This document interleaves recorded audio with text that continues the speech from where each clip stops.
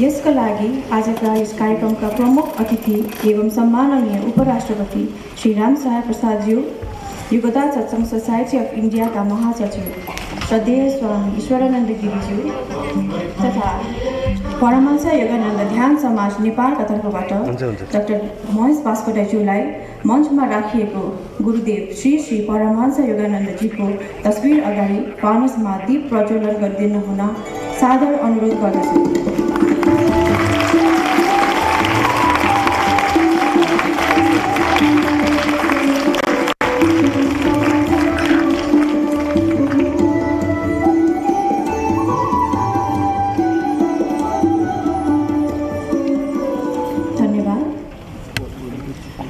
आजको यस कार्यक्रमका प्रमुख अतिथि एवं सम्माननीय उपराष्ट्रपतिज्यू र योगदा सत्संग सोसाइटी अफ इन्डियाका महासचिवज्यू, उहाँहरूलाई सम्मान गर्नको लागि चाहिँ आज म डाक्टर महेश बास्कोटाज्यूलाई सादर अनुरोध गर्दछु।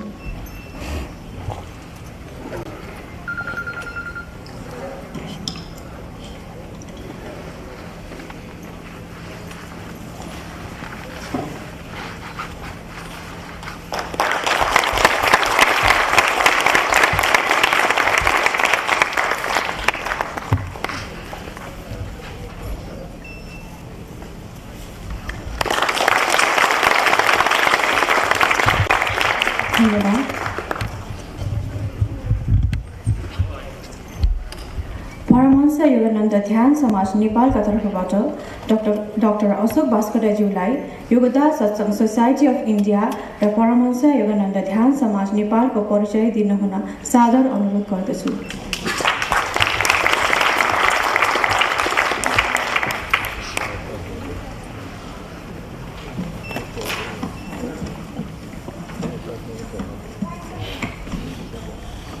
Your Excellency, Right Honorable Vice President of Nepal, Ram Sahaya, Swami Ishwarananda Giri, General Secretary of Yogoda Satsang Society of India, Swami Chaitanyananda Giri, Swami Alokananda Giri, distinguished guests, and all my Guru brothers and sisters of the Yogoda Satsang Society of India and the Self-Realization Fellowship Path.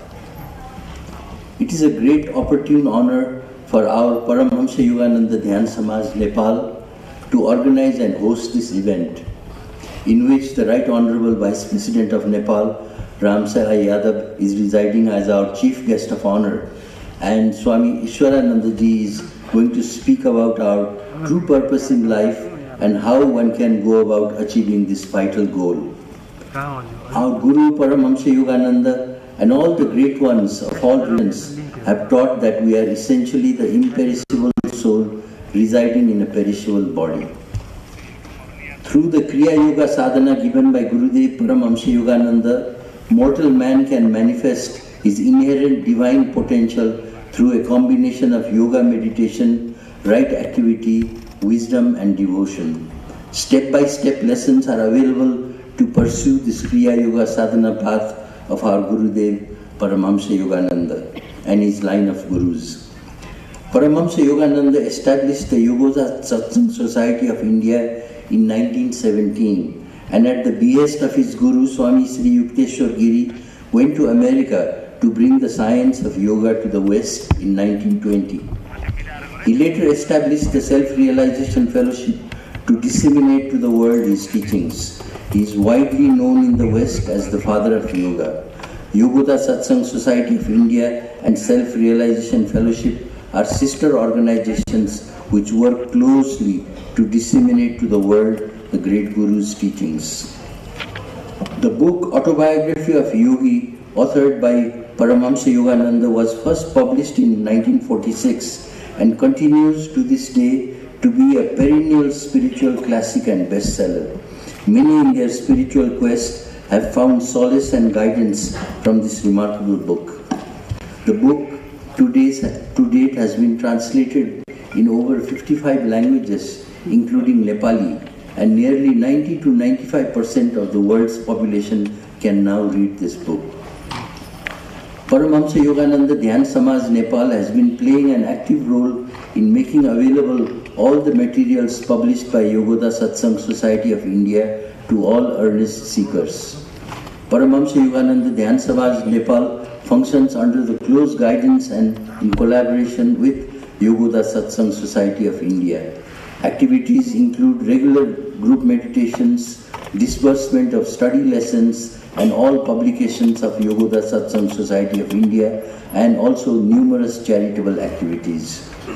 We have experienced a gradual but steadily increasing interest in these scientific teachings of our Gurudev Paramahamsa Yogananda in our communities.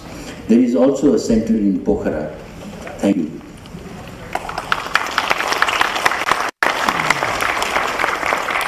Now, it's my honor to introduce our esteemed speaker of this event, Swami Ishwarananda Giri.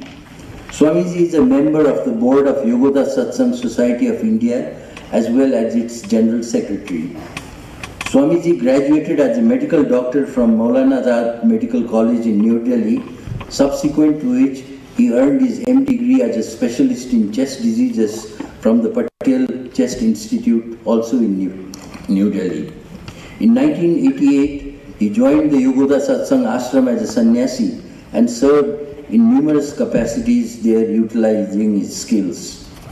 In the first 10 years at the ashram, Swamiji's contribution included many charitable activities such as running free eye camps, running TB clinics, and services to those afflicted by leprosy. Later, Swamiji was sent to the international headquarters of Yogoda Satsang Society in Los Angeles, where he spent around 5 years. Swamiji has travelled extensively throughout India and abroad, taking Guruji's teachings to all earnest seekers and devotees of this path. He has also travelled to major cities in the USA such as Los Angeles, Phoenix, San Francisco, Seattle, New York, Atlanta, etc., and delivered spiritual discourses based on the teachings of Paramahamsa Yogananda. We are honoured and delighted to welcome you, Swamiji, and now humbly request you to deliver your message.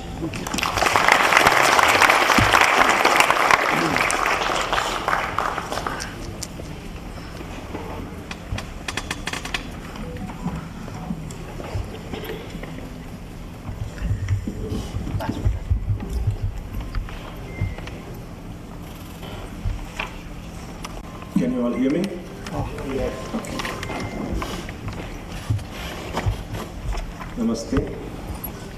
Your Excellency, Shri Ram Sahaya Yadav, Dr. Mahesh Baskota, friends from different media houses of Nepal, brothers and sisters who have come from all over Kathmandu to attend this special function, and last but not the least, all the devotees of Paramahamsa Yogananda who are gathered here on this occasion. My heartfelt love and greetings to each one of you.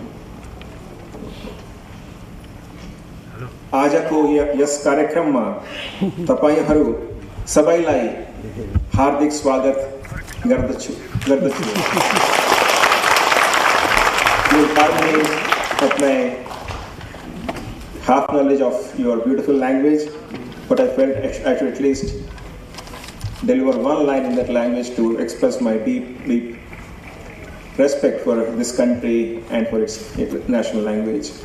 And I feel greatly honored to be here, to stand in front of you and share the timeless wisdom of ancient India as expressed through the life and teachings of our Guru, Sri Paramahamsa Yogananda ji.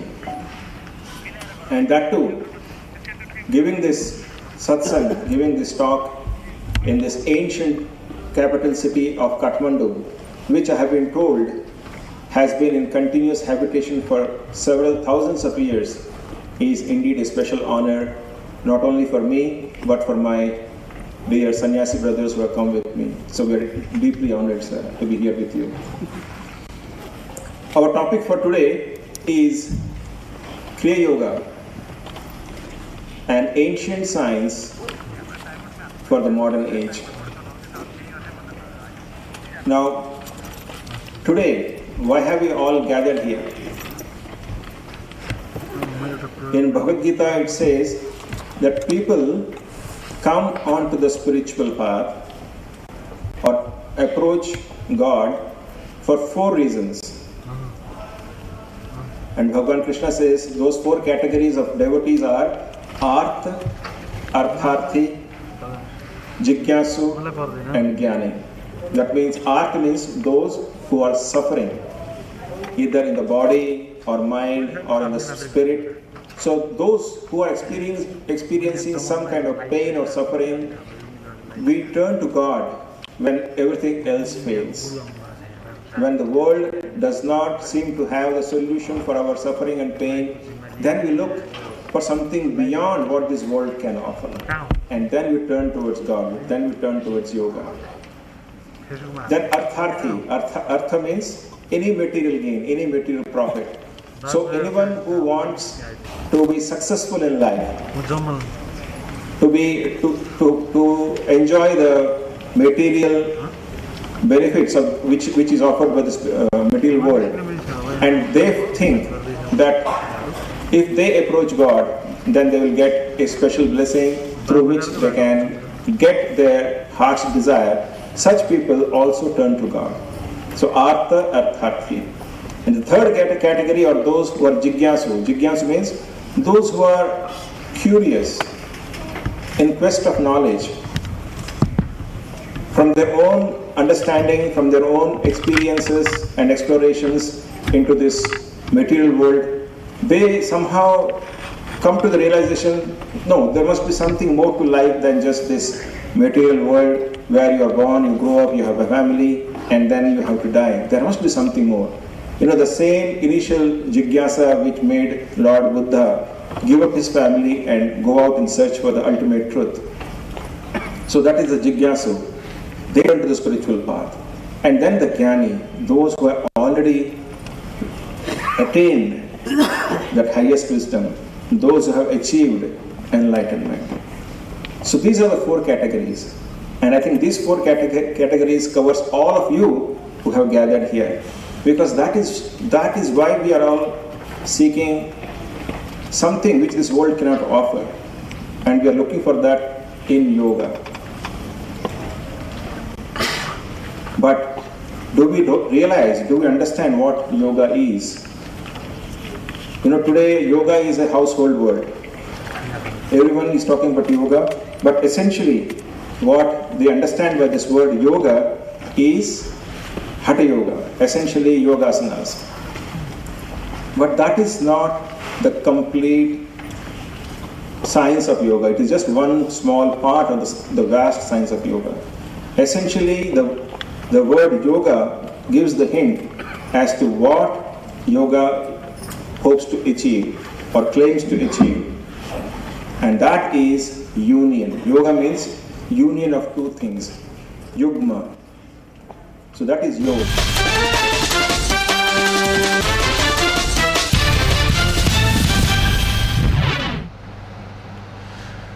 नमस्कार, यो Avenues खबरको संकेत हो। तपाई अहिले Avenues eight खबरमा हुनुहुन्छ। म सुसन रामदाम। प्रारम्भमा मूल खबर। नेपाल उद्योग वाणिज्य महासंघको वरिष्ठ उपाध्यक्षमा अञ्जन श्रेष्ठ निर्वाचित। दोस्रो चरणको निर्वाचनमा श्रेष्ठ सर्वसम्मत रूपमा चयन। सरकार र मिटर ब्याज पीडित बीचको वार्ता भङ्ग। ठगी विरुद्धको आन्दोलनलाई निरन्तरता दिने पीडितहरूको घोषणा। 5औं दिनको वार्तासम्म पनि नेपालमा कोरोना संक्रमण फेरि बढ्दै। पछिल्लो 24 घण्टामा 106 जनामा संक्रमण पुष्टि। सक्रिय संक्रमितको संख्या 435 पुग्यो। विस्का जात्रा अन्तर्गत भेलु खेलमा भैरवको प्रतीक लिङ्गो उभ्याइदै लिङ्गो जात्रा हेर्नाले सुख समृद्धि र सहकाल आउने विश्वास।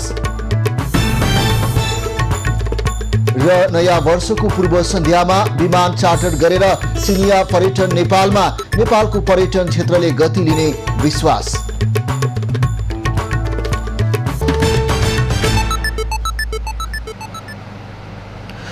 दर्शकबिन परमहंस योगानन्द ध्यान समाज ललितपुर नेपालद्वारा राष्ट्रिय घर कान्ति पथ काठमाडौँमा स्वामी ईश्वरानन्द गिरीद्वारा क्रियायोग आधुनिक युगको लागि विज्ञानमा प्रवचन सम्बन्धी कार्यक्रम जारी रहेको छ। लागौं प्रत्यक्ष प्रसारणतर्फ।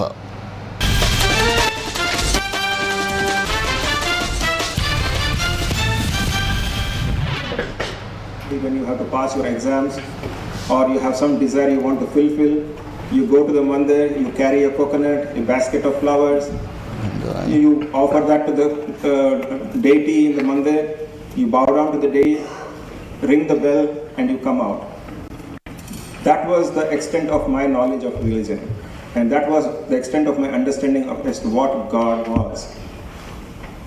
But our Hindu scriptures, our Sanatana Dharma has right from the beginning tried to explain to us that God is Nirakar, He is formless. Though He can take any form, He is essentially formless. But He has a nature, He is a Saguna Brahma, He has some gunas, some qualities which all of us can experience. And what are those qualities of God? They describe it as Satchitanand or Nitya Naveen Anand. You heard that word, and that is the best definition of what God is. He is essentially supreme bliss, supreme Anand. And what kind of Anand is this? It is an Anand which is existing always. Sat means a bliss, anything which is eternal. It does not have a birth, growth and death. It is always there and it is eternal. It never ends. So, a never-ending joy. And Chit means it is always conscious of this bliss. And at the same time, another definition is Nitya Naveen Anand. That Anand or bliss, which we experience when we contact God, is ever new, Nitya Naveen. You can never get bored of it. So that is the definition of God. And when I read that, I realized, but how to experience this joy? Can this joy be experienced? Can an ordinary person like me, who has no experience about spirituality, who has not come into contact with any saint, can I myself experience this kind of bliss? That was the question in my mind. And the reason, but I had a small experience of that bliss. And I'm sure many of you may have had that experience. I'll just narrate to you how my spiritual journey started. I was perhaps in class 8, or I think in class 8. I had gotten up from a very deep sleep one morning. And I knew that I had a very nice and deep sleep. I was enjoying myself. And I woke up. And my mother gave me a cup of tea. I was sitting in the balcony of my house outside, enjoying the sunrise. And all of a sudden, without any cause, my heart burst with unexpected joy, which could not be defined. And there was no cause. There was no cause for that. But it was such a joy, it remained with me for several hours. And that experience, though I forgot, I did not completely forget it. It remained in the subconscious, and I was trying to understand what happened, what was that experience. Then later on, a few years later, when I was in class 10, when I read Paramahansa Yoganandaji's autobiography of Yogi, and came to understand that God is defined as Satchitanand, immediately my mind went back to that day, a few years ago, when I had experienced that sudden, causeless joy. So, all of us do experience those moments of what in English is called epiphany. Epiphany means is a supramental experience which we cannot explain. It may happen to us like it happened to me when without any reason, or it can happen when we see somebody whom we love very much. It may happen to us when we see a beautiful scene. But that can be a trigger, or there may not be a trigger. Suddenly we feel we are overwhelmed with this joy. And then I understood that yes, God is trying to contact each one of us. In fact, our Guru Param Sivananji says that there is not a single person who has prayed to God frequently and has not had even one of his prayers answered. That means if we all try to connect with God, if we try to pray to God, He does answer our prayers. Sometimes when we least expect it. Like He answered maybe some subconscious prayer of mine that I want to experience His true nature. And I'm sure many of you have had similar experiences. Because that is what we are. We are a small spark of that God's joy, a small bubble of that Ananda. And when our mind is calm after a deep sleep, like I experienced, or after a deep meditation, then our true nature surfaces, it rises up. And we experience that joy. It is completely natural. It is our real nature. That is what the Sanatana Dharma, the Hindu scriptures teach us. And yoga is the path that gives us a means to experience our own true nature. Experience that deep supernal bliss. That is what yoga is all about. But that is not the only thing. When we practice yoga, what we are essentially doing is we are aligning our consciousness. We are attuning our consciousness with God's infinite wisdom, with God's infinite consciousness. And if you are able to do that even a little bit, what we find is our whole life gets transformed. I have found that in my own life, and I have heard that from many devotees who have followed the path of Kriya Yoga given by Paramahansa Yogananda. Your life, you perhaps had no idea that you will follow spirituality in such a serious manner. But once you start on the path of Kriya Yoga, and through your own efforts and through the grace of the Guru, when you start experiencing that connection with God, that deep peace and joy, immediately you will find that that becomes the most important part of your life. And then you try to make all those changes in your life so that you experience more and more of that joy. Because God is so attractive. He is rasa. Rasa means nectar. And once you taste God, nothing in this world can satisfy us.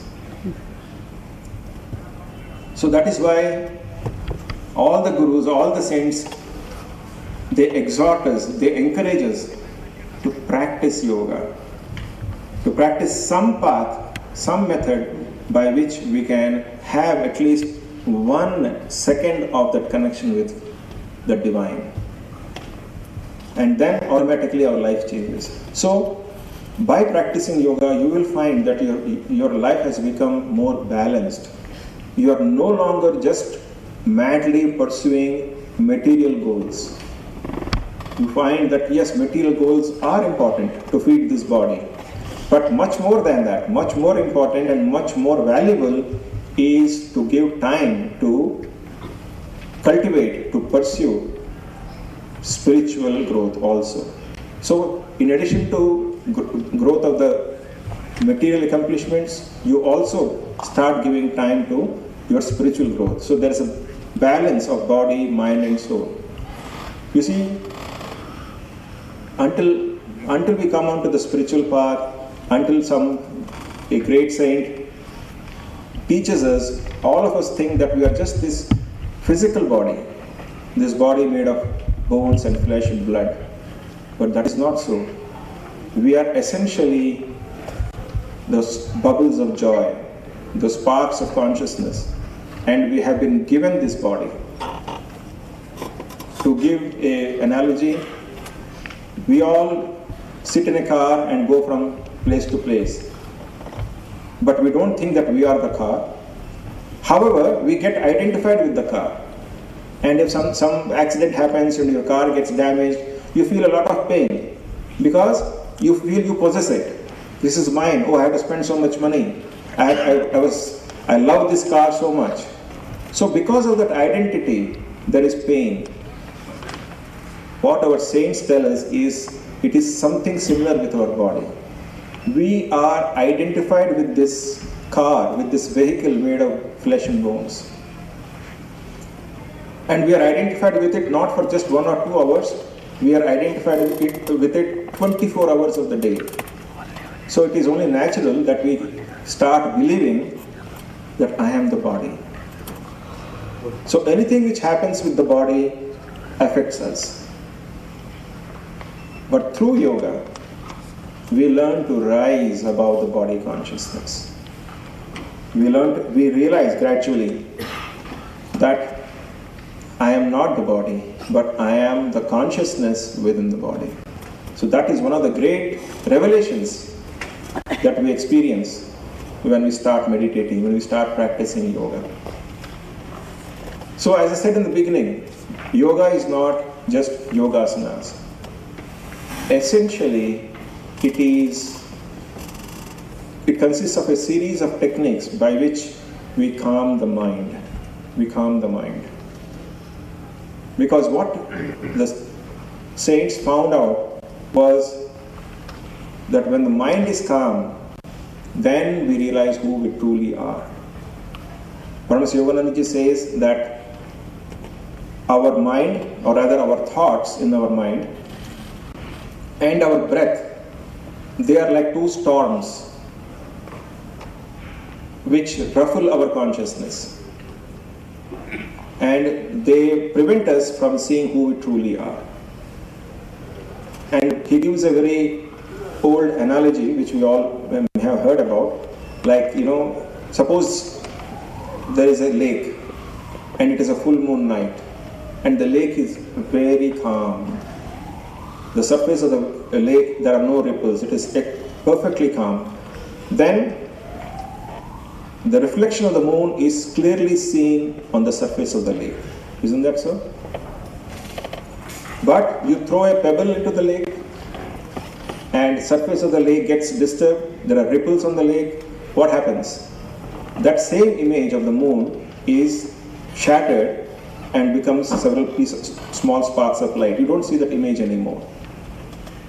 So also, when our mind is calm, like that calm lake, then the moon of our soul is perfectly reflected. We can see ourselves as the soul. We experience ourselves as that supreme bliss. But what are the disturbances? The 2 storms which are disturbing this lake of the mind, this Man Sarovar. We hear the word Man Sarovar. What is that? Man Ka Sarovar. Man Sarovar is the real, the lake of the mind. It is not somewhere in the Kailash, though that is a nice pilgrimage, but the real Man Sarovar is within. So these are all external symbols. So when we are able to completely calm down that Man Sarovar, then we realize ourselves as soul. And the 2 factors which are disturbing that lake are the breath and our thoughts. So yoga consists of a series of techniques which we call pranayama.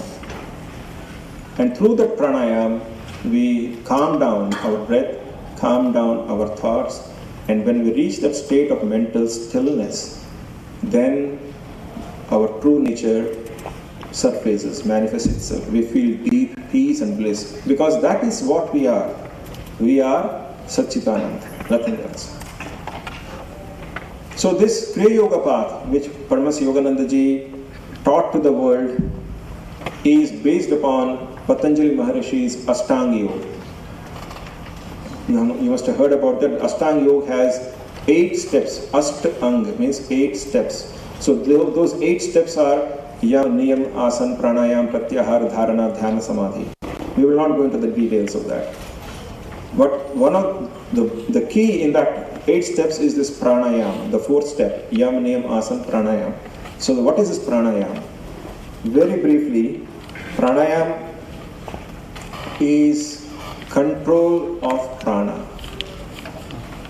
What is prana? Prana is that invisible life current, invisible electricity which keeps this body alive, which creates this body at the time of birth while we are in our mother's womb.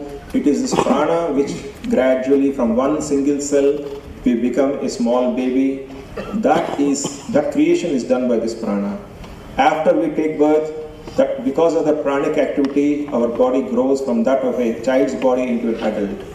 And it is the prana which maintains us until the time of death, when our soul escapes this body along with the prana. So control of this invisible electricity is pranayama. So pran and yam. Yam means control and prana is that invisible electricity. What our ancient rishis found out was a great psychophysical or psychological truth, and that was that our physical breath and our thoughts in our mind are intimately connected. If our breath is restless, then our mind is restless, and vice versa. You will also notice when you are very frightened, when you are very angry or passionate, your breath becomes very fast. Isn't that so? But when you are calm, when you're focused on something, when you're watching a beautiful scenery or when you are meditating, your breath calms down. And when the breath calms down, your mind calms down. So both of them are tied to each other. So most of the pranayamic techniques involve some kind of breathing or watching the breath. But it is not just physical breathing. Through the physical breath, we control the inner prana. We control the inner prana. And what is the need for controlling this inner prana? You see, we have to understand, if we are the souls in essence, and if the true nature of the soul is ananda, joy, and love, prema, why don't we experience it? Why are we always full of worries, fears, anxieties, anger, jealousy? Why all these negative attributes? If I am bliss, if I am ananda, why don't I feel blissful? I don't feel blissful. Most of the time I'm always agitated or angry or anxious or worried. So why don't I feel it? As I said, that is the reason is we are identified with this body. We are identified with all the other things this body is related to, like the family, the society, the nation, the world, all the worldly affairs. And when something wrong happens outside, we are affected. And that is why our true nature as soul is completely obscured, completely covered up, hidden. So what is the solution? The only solution is to withdraw ourselves from the world from time to time. So what our yogis found out was, the soul interacts with this outside world through 5 senses: our eyes, our ears, our nose, our tongue, and our skin. These are the only 5 modes of information which we receive from the outside world. And all the sensations coming from these 5 senses, which are called the Panchendriya, they affect our manas, our mind. So if there is some method by which I can switch off these senses, then I can forget this world. Because you see, our Guru Paramas Yogananda ji, he gave another analogy more in tune with the modern world. He said these 5 senses are like these 5 telephones, and you have no control over them. If people keep calling, the telephones will keep ringing, and you are forced to pick it up and answer or respond or do something. So what is the solution? You cut the wires to the 5 senses, that electricity of the 5 senses. That is the only way, and that is pranayama. Through the pranayamic techniques, you are able to withdraw the pranic currents which are flowing in the five senses and keeping them active. Now you may say, is it possible? And our saints said, yes, and we do it every day. We do it every day. Each one of us is a yogi. When we sleep, isn't it? When we go into deep sleep, our ears don't function. I mean, we are not stuffing it with cotton, but still our ears don't function. Of course, we can say your eyes are closed, so you can't see outside, but your ears are not closed, but you can't hear anything.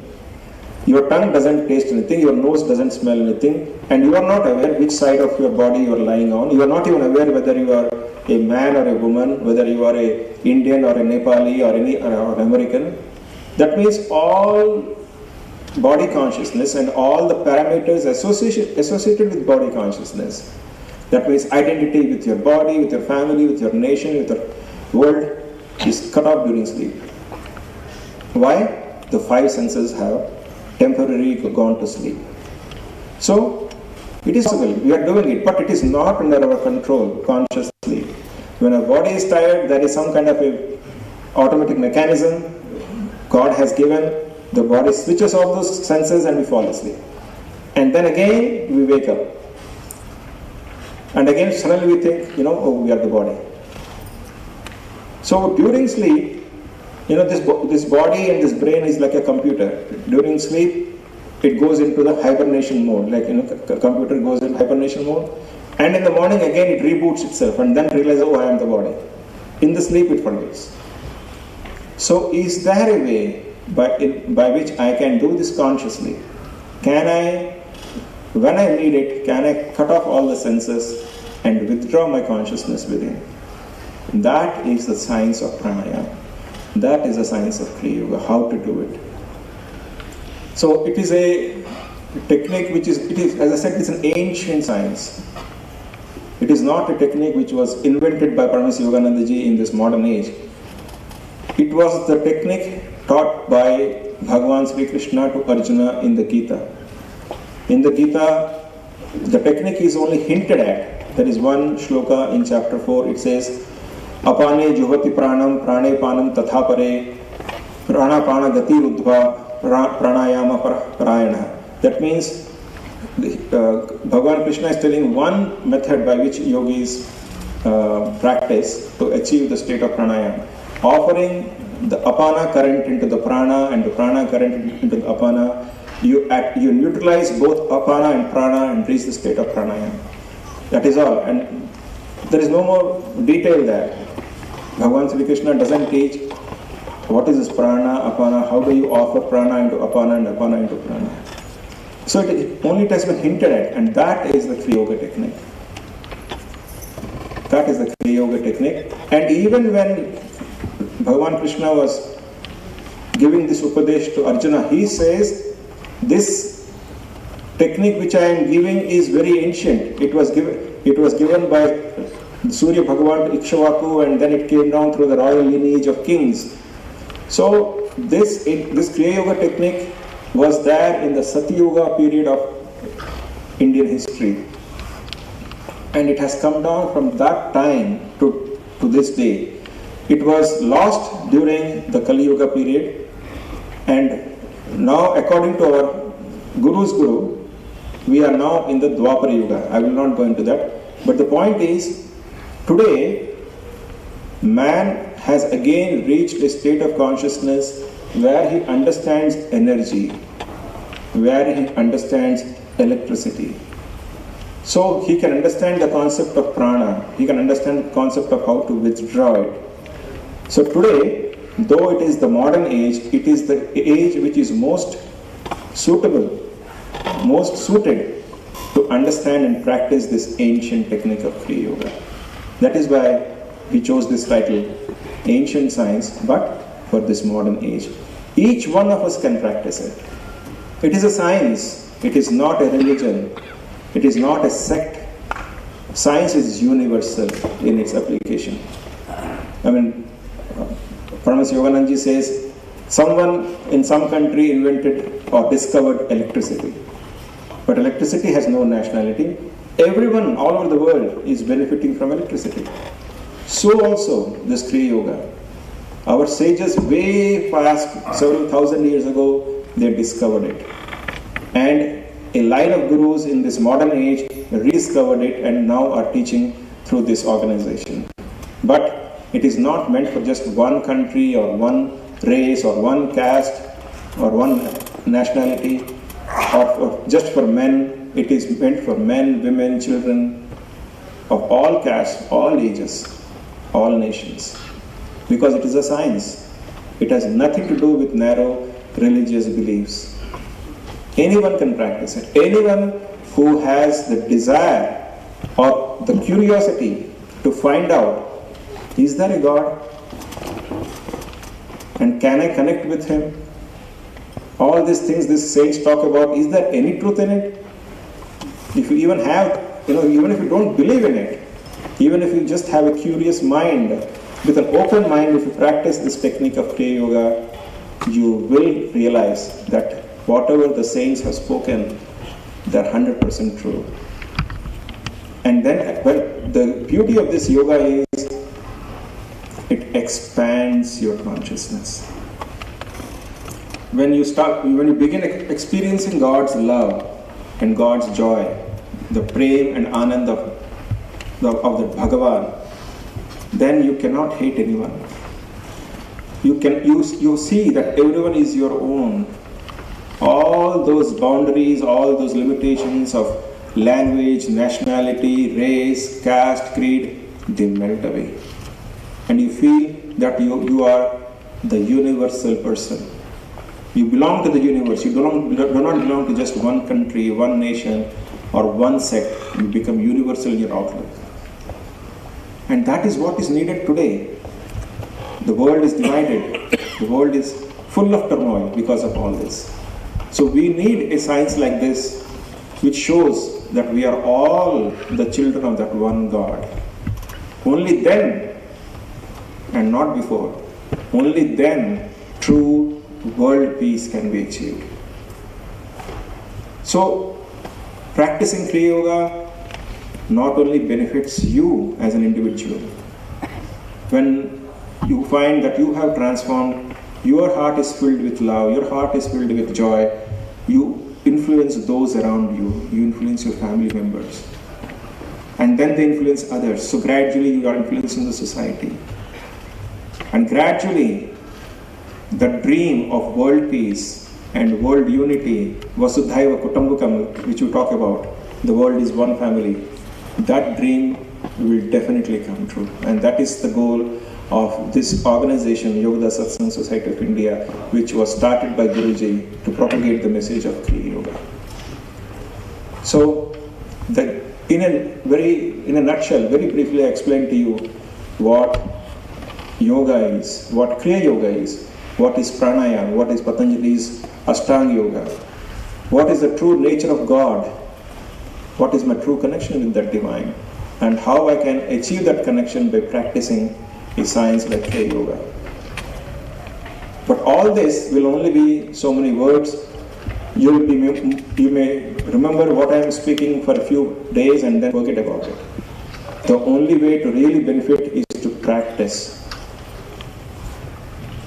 So that is why Yogananji said the power of Kriya Yoga, and it is very powerful, but the power of Kriya Yoga lies in its regular practice, not just listening about it or talking about it. And that is why I encourage all of you, I request all of you to explore this, read more about it and find out.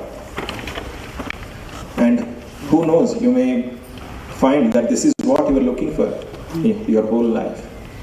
So give it a try and find out what this is all about. Try experiment with yourself. It is not going to happen overnight. Not that you start meditating today, start practicing the meditation techniques that we teach, and tomorrow you will experience that joy and bliss. No, I will tell you my own experience. When I started following this path, for the first 6 months, I could not sit for meditation for even 15 minutes. My body was so restless, my eyes were restless. My mind, my thoughts were going all over the place, and I would get a headache. And I thought, man, what is the point? I'm not able to do this. But still, somehow I kept at it. I said, I'll give this, I'll try this for at least 6 months, and if nothing happens, then I will try something else. So, no matter how difficult it was, I meditated for at least half an hour, 45 minutes every day, morning and evening, because that is the minimum that is required to start experiencing the benefits of meditation. And even before 6 months, I started experiencing that peace and joy. It's not going to happen overnight, but if we keep at it, it will happen. That is the promise of the Guru. That is the promise of our saints. So, Banat Banat Banjai, that was one saying our Param Guru, Sri Lahari Maharshi used to say. Trying, one day achieved. Banat Banat Banjai. You know, the Sant Kabir also said, Rasari, what is that? Jadamati Hot Sujam. Rasari Avat Javat Te Silpar Parat Nisan. He says, even a person who is a dumb fellow, he can become divinely wise or divinely awakened. And he compared it just like a rope. You know, when the rope passes over the stone again and again, even that hard stone, it can create a small groove in it. So like that, by practicing, we can change our stone-like mentalities into divine bliss. It takes effort. But you will find that whatever time you invest in this will give you 1,000-fold return in terms of peace, joy, and awakened intuition. I will not go into more detail. You find out for yourself what is intuition. Through that intuition, you will find that you have developed this capacity to solve all your problems. You will find that God is helping you in every aspect of your life. Okay? So now I would like to give you a taste of the what is meditation, what is pranayam. Very briefly, we will do it for just 10 minutes.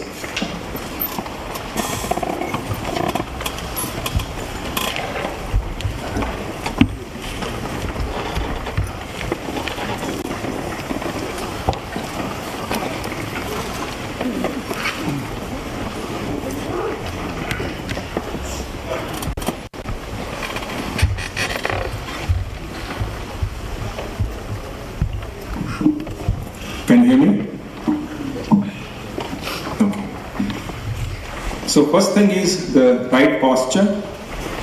The main thing is you have to sit straight, keep the spine straight, because we are working with electricity, with prana. And the main channel for the electricity to flow is the spine, where there is a very important nadi called Sushumna nadi. And we want all the electricity from the different body parts to enter into that Sushumna nadi, so our spine has to be straight. So to keep the spine straight, what you do is you keep your palms turned upwards and place them at the junction of the thighs and the body here, like this. And pull back your shoulder blades like this, and then relax. If you find keeping your hands here is not comfortable, you can put them a little in front also.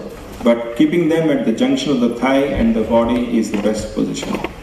So pull back the shoulder blades, try to bring them together behind, and then relax. Keep the neck straight. The chin should be parallel to the ground. That means your head should not be looking down, or it should not be turned way back also. It should be parallel to the ground. Eyes should be closed, and gently turn your eyes up so that they are looking at the spot in between the eyebrows. That is called the Bhrumadhya. That means the spot between the two eyebrows, or it is also called Kutastha.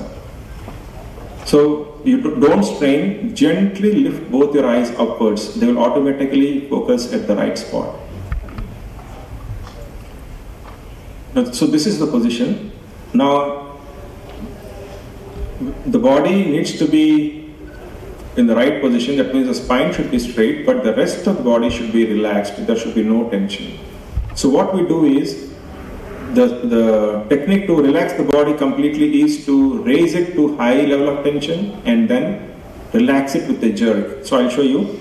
I take a breath, and as I'm breathing, I am tensing the whole body. When I say whole body, I mean right from my toes, my feet, the calf muscles, the thighs, the buttocks, the stomach, the chest, the arms, the neck. All the parts I tense simultaneously, but I gradually increase the tension until the body vibrates. So you please open your eyes and see, just look at me. See, when I say high tension, you gradually, for example, look at my hand. As I am making the fist and increasing the tension, at one point, the hand starts to vibrate because of the high tension. So you have to raise the body tension to that level, the entire body, and then relax it with a jerk. We will do this 3 times. So I'll show you once. So like this.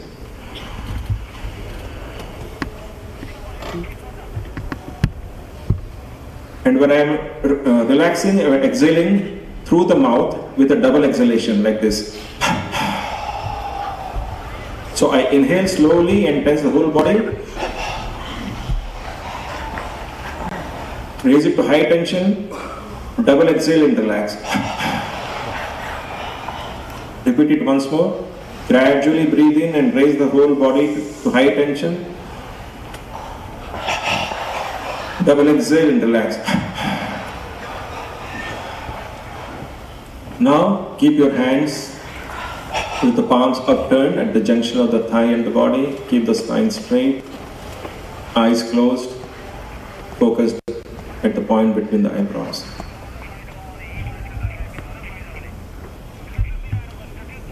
Forget the outside world. Try to calm your mind. Tell yourself that for the next 10 minutes, I am not going to think of anything but of the deep peace in my heart, the deep joy in my heart, which is God. Now, we will do a special type of breathing called 20-20-20 breathing. What we do is we take in the breath to a count of 20, hold it to a count of 20, and exhale through the mouth to a count of 20. And we usually do this 6 to 12 times, but today we'll only do it twice, just to understand how it is to be done. And we will inhale, hold, and exhale only to a count of 10, not 20, so that because not everyone has that much capacity.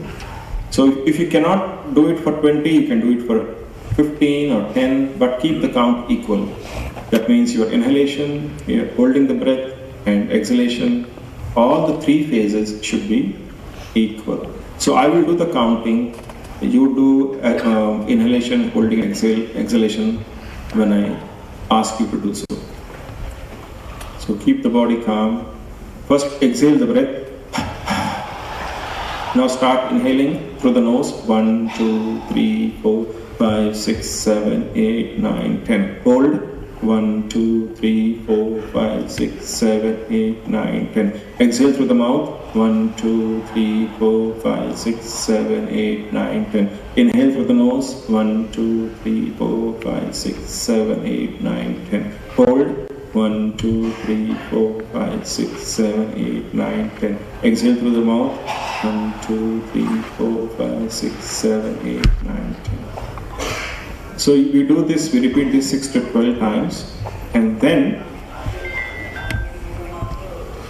take a breath and exhale completely. Now just wait. Let breath come in on its own. And just watch the breath. Do not control it. Just watch the breath coming in and going out. Coming in and going out. Do not control it. Watch as if it is somebody else's breath, as if you are watching somebody else breathing. No control at all. Just watch it.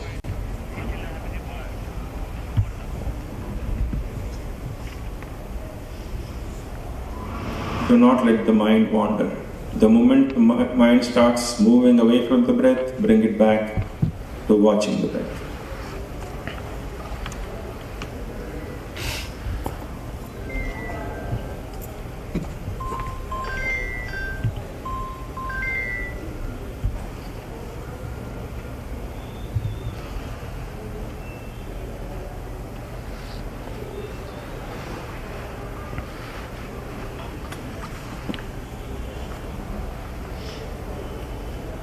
Just feel the breath coming in and going out.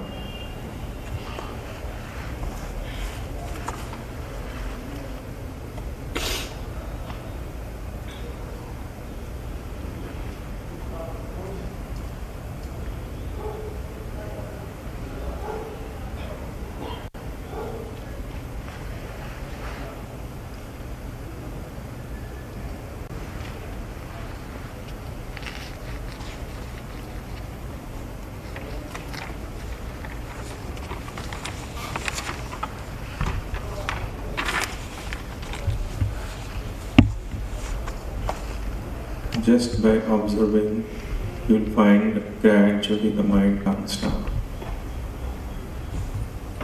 And enjoy that peace. But keep observing the breath very calmly. Don't control it, let it flow as it wants to.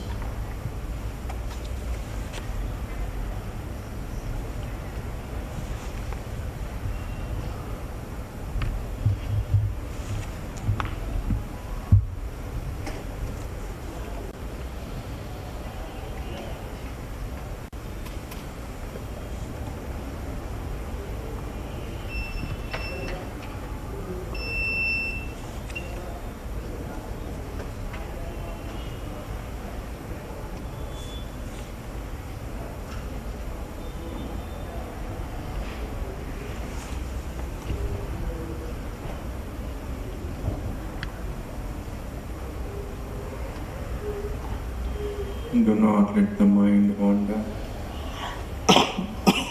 Keep it tied to the breath.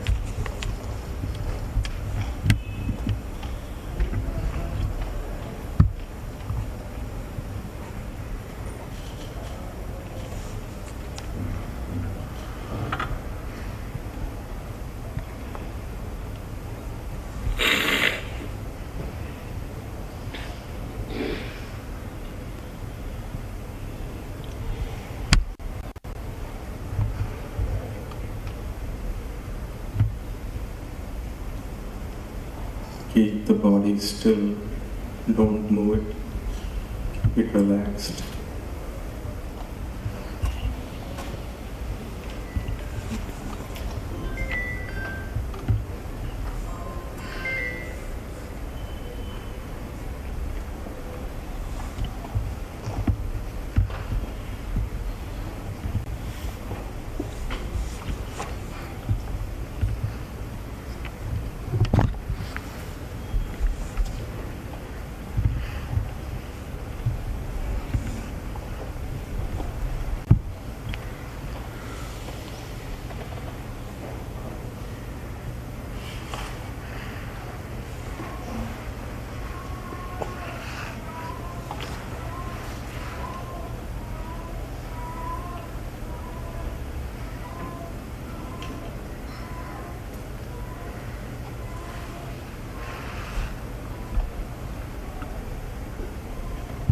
Keep on observing the breath.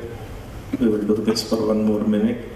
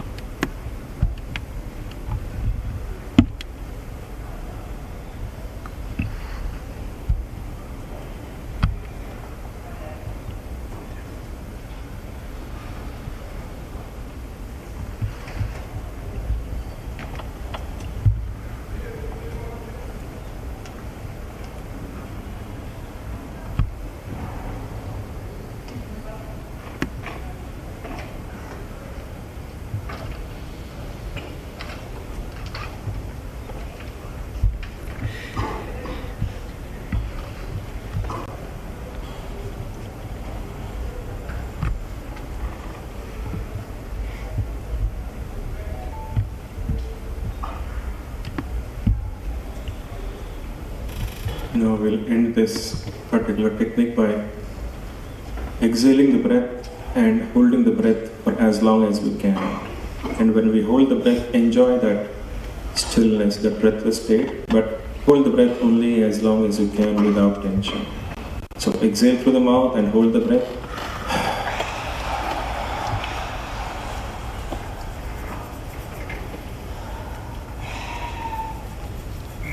Enjoy the stillness. Now breathe in again, exhale. Again hold the breath. Enjoy the stillness. Once more, inhale and exhale. Hold the breath. Enjoy.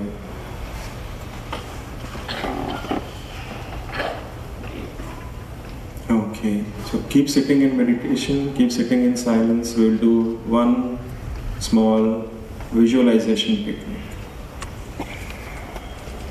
Our saints tell us that our true nature is the same as God's nature, and God is omnipresent.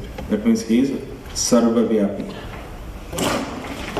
And that God's omnipresence, His sarvavyapakta, is trapped in this body. So we try to release that consciousness and feel the omnipresence of God. And it is called a visualization. We are using the power of our imagination, but it is actually mental visualization, because this is what the yogis experience in deep meditation, in samadhi. So it is an actual true experience, but we are trying to bring that true experience into the realm, into the range of our consciousness by using our faculty of imagination. So that is why it's called visualization. We mentally visualize and try to experience that omnipresence. So keep sitting completely still. Keep your eyes focused at the Kutastha. Keep your mind calm. And now visualize the darkness behind the closed eyes. Just focus on the darkness. And now imagine that right in the center of the darkness behind the closed eyes, a golden light is beginning to form, like a ball of golden light.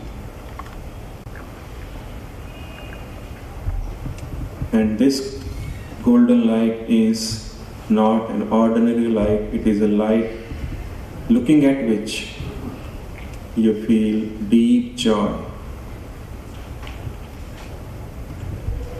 Keep looking at that ball of light which is forming behind the closed eyes. Now, using your power of imagination, gradually expand that light and feel that it is enlarging, and now that ball of light has enveloped your body. Your body is surrounded by that golden light.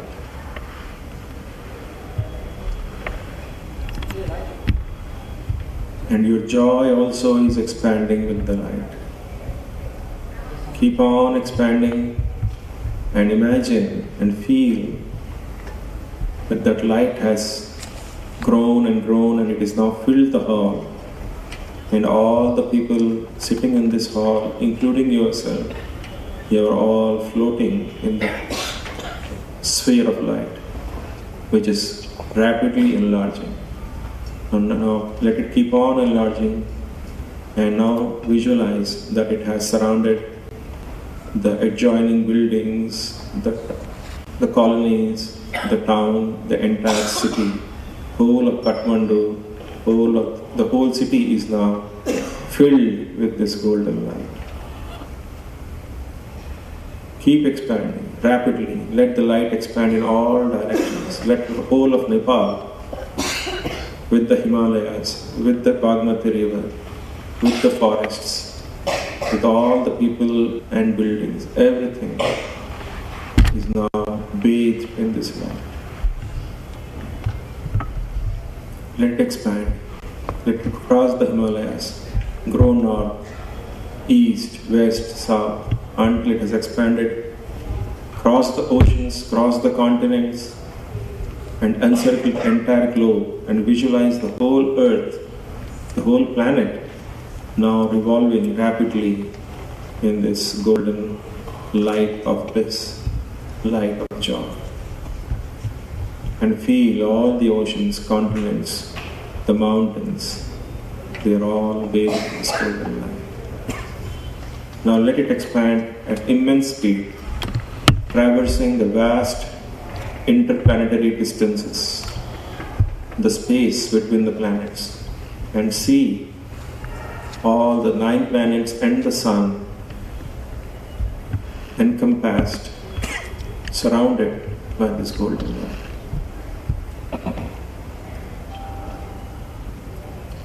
Let it expand even further in infinite directions, at infinite speed, to cover the intergalactic distances and see that the entire Milky Way, the Akash Ganga, is now within this sphere of golden light. And now let it keep on expanding, expanding, until all the galaxies are within this light. All the known universe is within this light.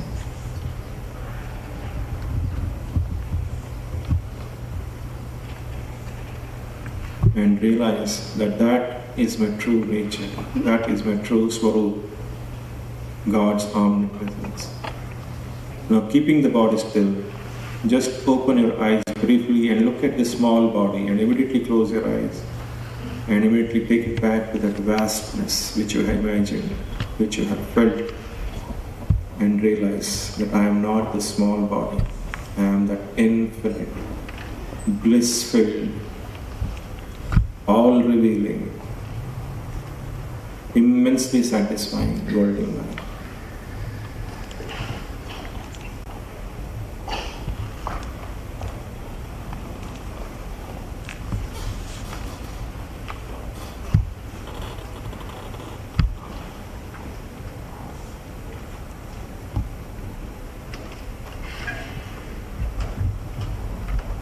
Hold on to that thought for a few seconds.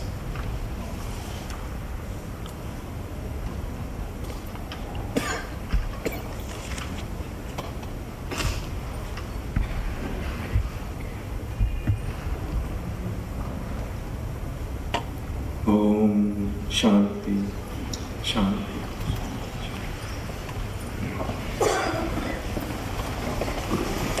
So, dear friends, I have just tried to give you a taste of what meditation is all about. And what I have taught you is just a very basic meditation technique. The Kriya Yoga path taught by Ji has several much more advanced techniques of meditation, which, because of the ancient directives given by the saints, we cannot teach openly, but they can be taught in private through the lessons. So all the teachings of our Guru, fortunately, are available in the form of printed lessons, which you can order by post. You don't have to come to our ashram in India, or even come to this Paramasya Yogananda Dhyana Samaj in Kathmandu. You can order the lessons by post, get it by post, and learn how to practice the techniques. That is how I started. And I did not come into contact with any sannyasi, with any ashram for several years. But I was quite happy with my progress. So you really don't need the physical connection, though that helps. But even at home, just by reading the lessons, by regularly making the effort to practice these techniques as taught by Paramasya Yogananda Ji, you will advance very fast. And through your own spiritual growth, you will be convinced that, yes, what Paramasya Yogananda Ji says is true. It is not just imagination. God exists and I can connect with God. So that is all for today. Pranam.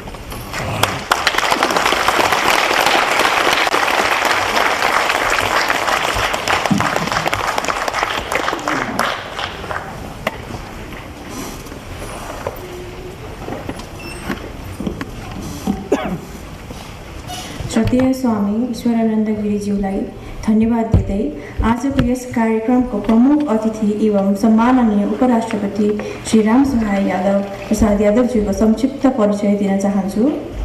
सम्माननीय उपराष्ट्रपति श्री राम सहाय प्रसाद यादवज्यूको जन्म उहाँका स्वर्गीय पिता प्रसाद राय यादव एवं स्वर्गीय माता सिहवा देवी यादवको कोखबाट 12 को सिमरनगढ नगरपालिका वडा नम्बर 9 बस बरियाटोलमा सन् 1974 साल जुलाई 24 मा भएको थियो। उहाँले ठाकुरराम बहुमुखी क्याम्पसमा अध्ययन गरी सन् 1989 मा गणितमा स्नातक डिग्री हासिल गर्नुभएको थियो। सन् 1990 मा उहाँले भारतको डाक्टर बाबा साहेब भीमराव अम्बेडकर विश्वविद्यालयमा विज्ञान विषय अध्ययन गरी स्नातक तहको डिग्री पनि प्राप्त गर्नुभएको थियो। उहाँले सन् 1991 मा शिक्षकको रूपमा अध्यापन कार्य सुरु गर्नुभयो र सन् 2008 मा पहिलो संविधान सभाको निर्वाचनमा प्रतिस्पर्धा गर्ने प्रयोजनका लागि सो अध्यापन पेशा छोड्नुभयो र त्यसमा निर्वाचित पनि हुनुभयो। सन् 1990 मा नेपाल सद्भावना पार्टीमा प्रवेश गर्नुभयो र त्यसपछि सन् 2002 मा तत्कालीन मधेसी जन अधिकार फोरम नेपालमा आबद्ध हुनुभयो। तत्पश्चात उहाँ सन् 2006 मा काठमाडौँमा भएको जनआन्दोलनमा सक्रिय रहनुभयो र सोही वर्ष उहाँले मधेसका केही जिल्लाहरूमा मधेस आन्दोलनको पनि अगुवाई गर्नुभयो। विक्रम सम्वत 2074 को प्रतिनिधि सभाको निर्वाचनमा 12 क्षेत्र नम्बर 2 संघीय समाजवादी फोरम नेपालबाट निर्वाचित हुनुभयो। यसै वर्ष विक्रम सम्वत 2079 मा सम्पन्न संघीय संसदको निर्वाचनमा 12 क्षेत्र नम्बर 2 जनता समाजवादी पार्टी नेपालबाट प्रतिनिधि सभा सदस्यमा निर्वाचित हुनुभयो। यही वर्ष जनता समाजवादी पार्टीको संसदीय दलको नेतामा निर्वाचित हुनुभयो। उहाँले उपराष्ट्रपति पदको उम्मेदवार हुने प्रयोजनका लागि उक्त सांसद पदबाट राजीनामा दिनुभयो र यस पटक नेपालको सम्माननीय उपराष्ट्रपति जस्तो गरिमामय पदमा निर्वाचित भएर नेपालको तेस्रो उपराष्ट्रपति हुनुभएको छ र हाल उहाँ सो पदमा कार्यरत हुनुहुन्छ। उहाँलाई आजको यस कार्यक्रमप्रति आफ्नो मन्तव्य राखिदिन हुन सादर अनुरोध गर्दछु।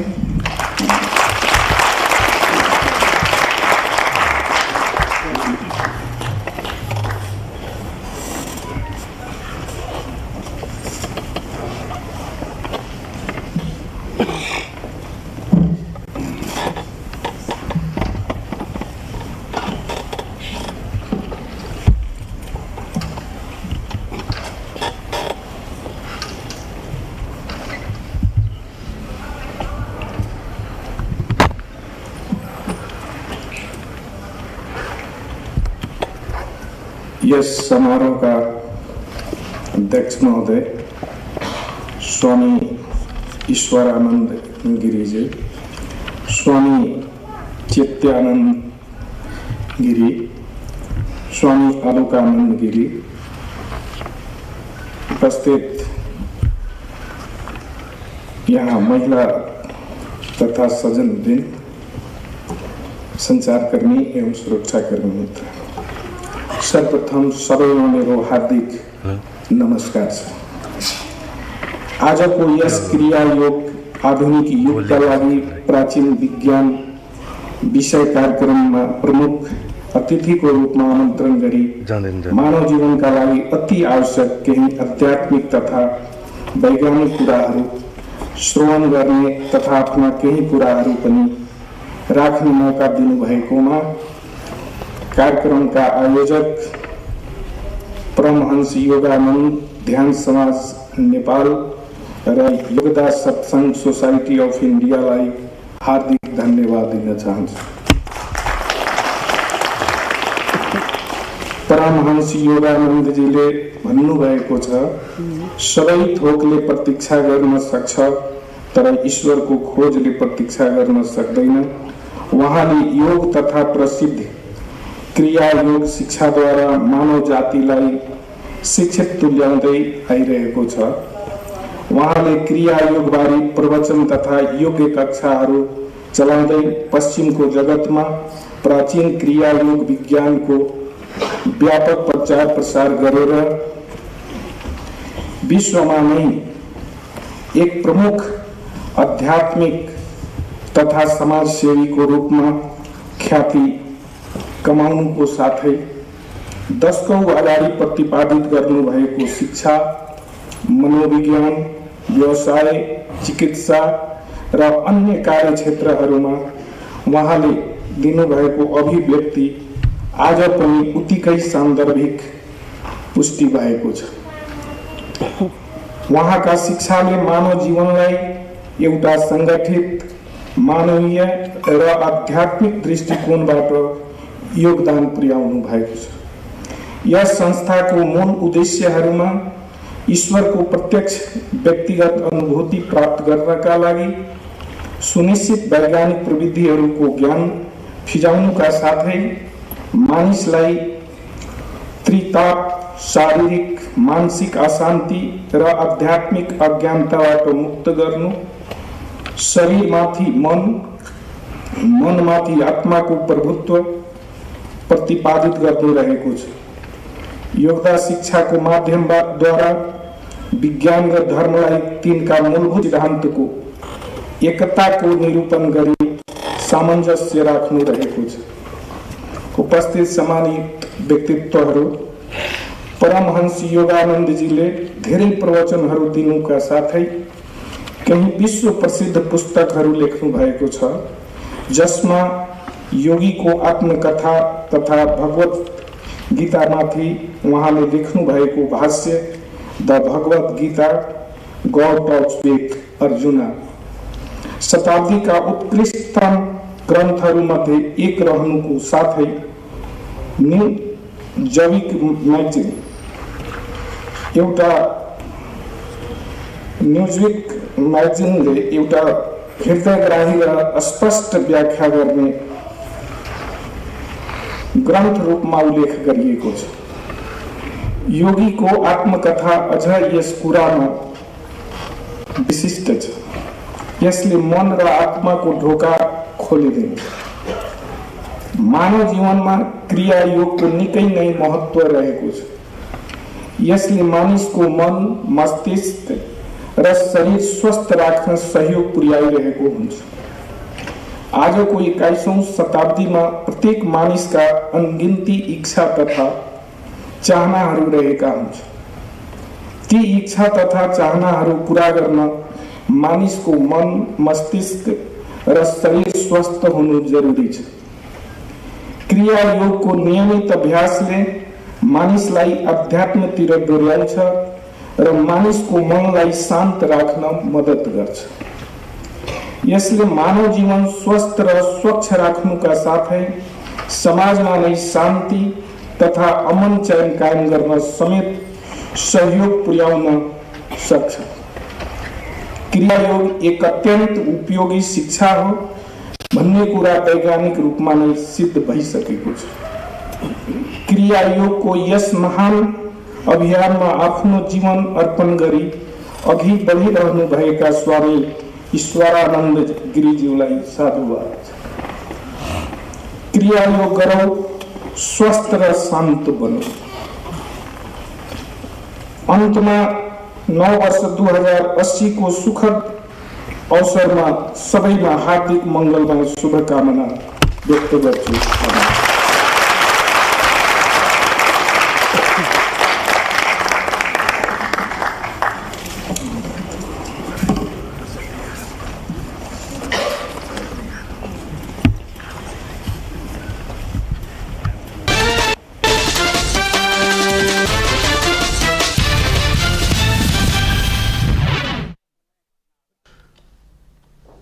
नमस्कार, यो एभिन्यूज खबरको संकेत हो।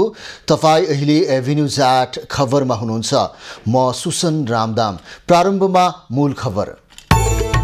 नेपाल उद्योग वाणिज्य महासंघको वरिष्ठ उपाध्यक्षमा अञ्जन श्रेष्ठ निर्वाचित। दोस्रो चरणको निर्वाचनमा श्रेष्ठ सर्वसम्मत रूपमा चयन। सरकार र काठमाडौँ महानगर बीच टकराव। सिंहदरबार नै सार्न बालिनले दिए चुनौती। जनस्वास्थ्यमाथि खेलवाड गरेको सरकारको आरोप। सरकार र मिटर ब्याज पीडित बीचको वार्ता भङ्ग। ठगी विरुद्धको आन्दोलनलाई निरन्तरता दिने पीडितहरूको घोषणा।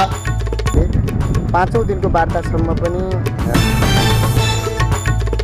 बिस्का जात्रा अन्तर्गत भेलु खेलमा भैरवको प्रतीक लिङ्गो उभ्याइँदै लिङ्गो जात्रा हेर्नाले सुख समृद्धि र सहकाल आउने विश्वास। र नयाँ वर्षको पूर्व सन्ध्यामा विमान चार्टर गरेर चिनिया पर्यटन नेपालमा। नेपालको पर्यटन क्षेत्रले गति लिने विश्वास।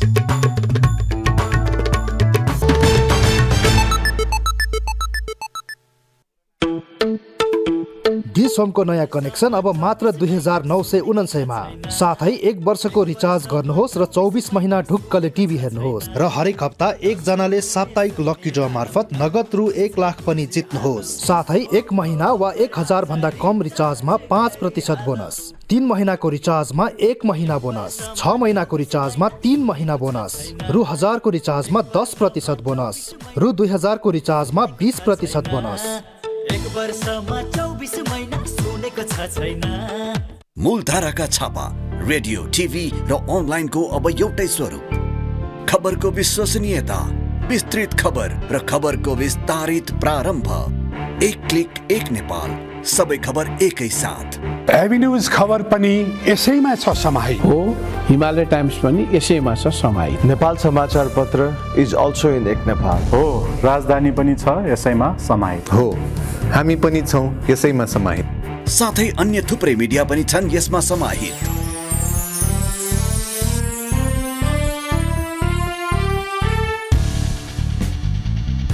एक नेपाल, एक क्लिक एक नेपाल, सबै खबर एकै साथ। एक नेपाल एप अहिले नै डाउनलोड गर्नुहोस्। प्ले स्टोर र एप स्टोर दुवैमा उपलब्ध छ।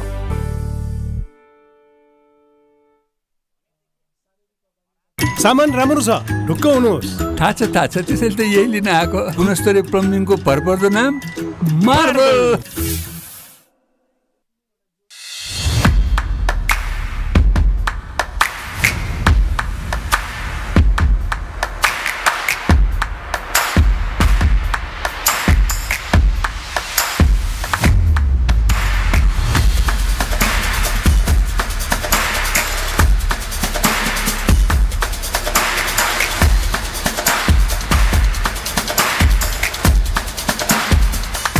Dish Home ITV, Nepal's first premium IPTV.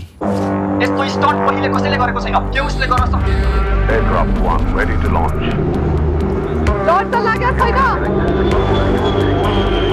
डर सबैलाई लाग्छ, घाँटी सबैको सुक्छ, तर डरदेखि डराएर केही ठुलो कसरी गर्छ?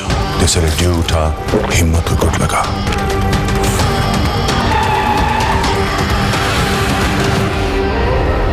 Aircraft 2 incoming. We have hit an air pocket.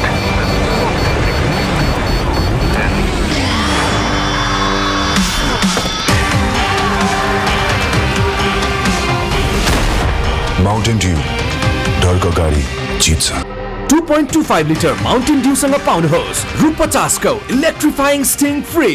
Japanese प्रविधिमा सञ्चालित लिफ्ट, अटो टोयलेट, जागुजीको प्रयोगमा डिलक्स तथा स्वीट रुमहरू। सेमिनार हल सहितको hotel Sara Pokhara, lake side 14 number street. Start.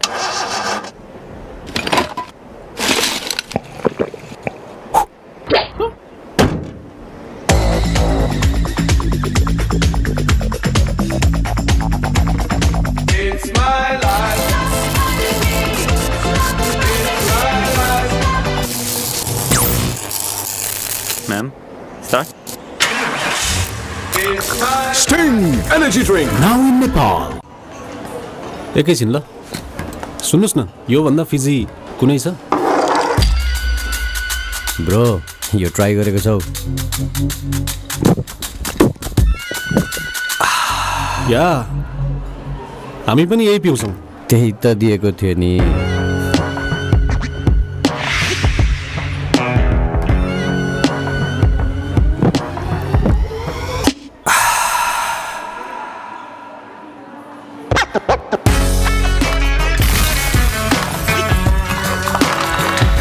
हर घुटमा अझ बढी फिज अझ बढी स्वैग डरको अगाडि जित छ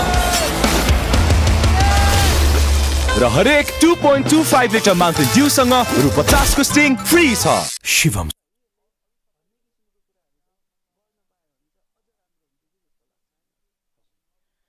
सिमेन्ट भरोसा अटुट सम्बन्धको अब खबरको सिलसिला प्रारम्भ गरौं उद्योग वाणिज्य महासंघको निर्वाचन सम्बन्धी प्रसंगबाट। नेपाल उद्योग वाणिज्य महासंघको वरिष्ठ उपाध्यक्षमा अञ्जन श्रेष्ठ निर्वाचित भएका छन्। दोस्रो चरणको निर्वाचनमा वरिष्ठ उपाध्यक्षका अर्का प्रत्याशी उमेशलाल श्रेष्ठले समर्थन जनाएपछि उनी सर्वसम्मत वरिष्ठ उपाध्यक्षमा निर्वाचित भएका हुन्। उपाध्यक्षका अर्का प्रत्याशी रामचन्द्र संघाई भने पहिलो चरणको निर्वाचनबाट बाहिरिएका थिए।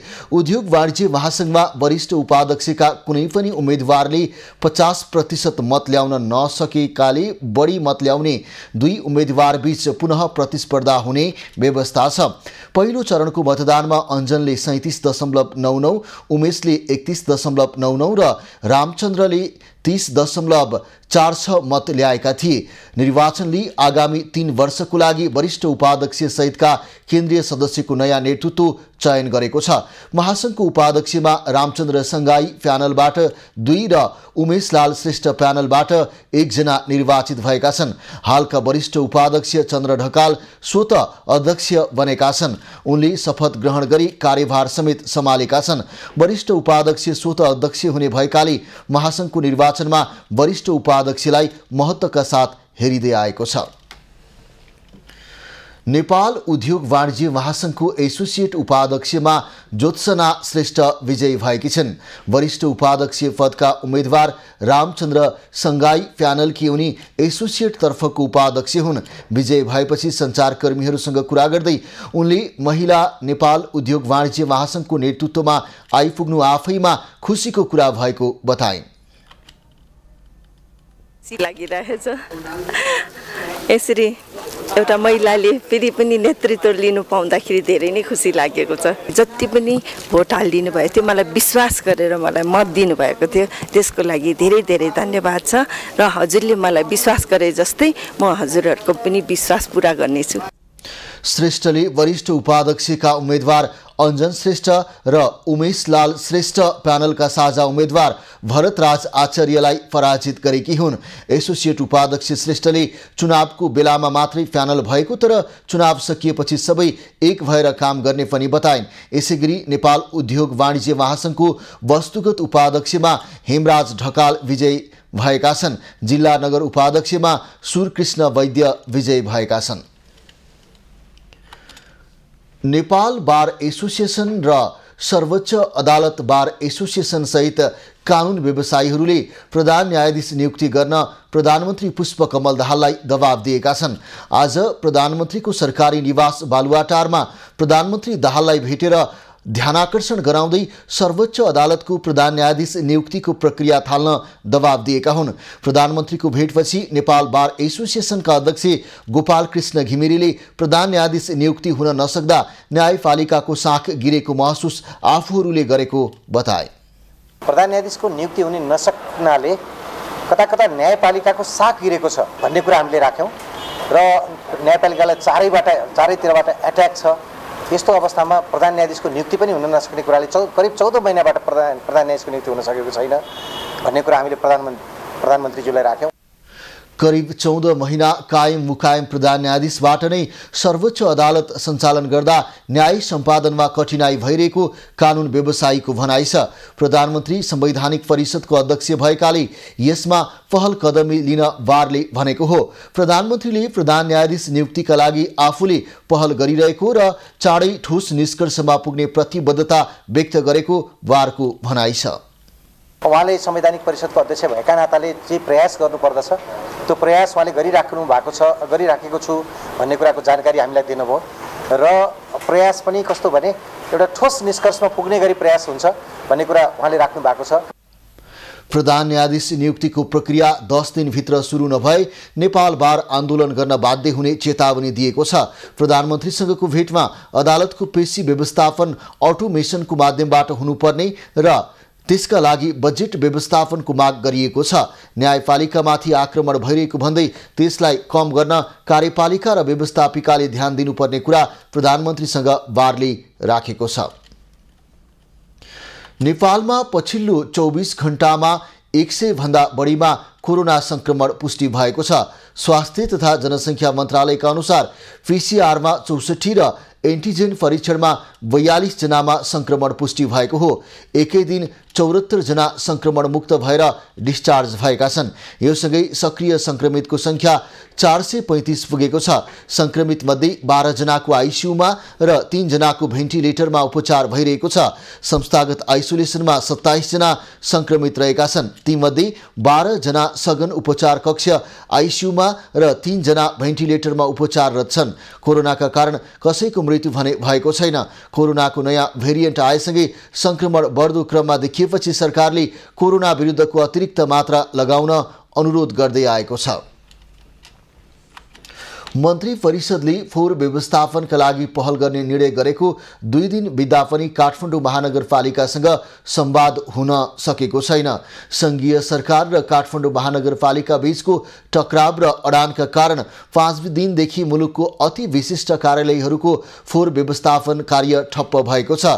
रोकिएको फोहोर व्यवस्थापन कार्य खुलाउने सन्दर्भमा प्रधानमन्त्री तथा मन्त्री परिषदको कार्यालय, शहरी विकास मन्त्रालय र काठमाडौँ महानगरपालिका संवाद विहीन अवस्थामा रहेका छन्।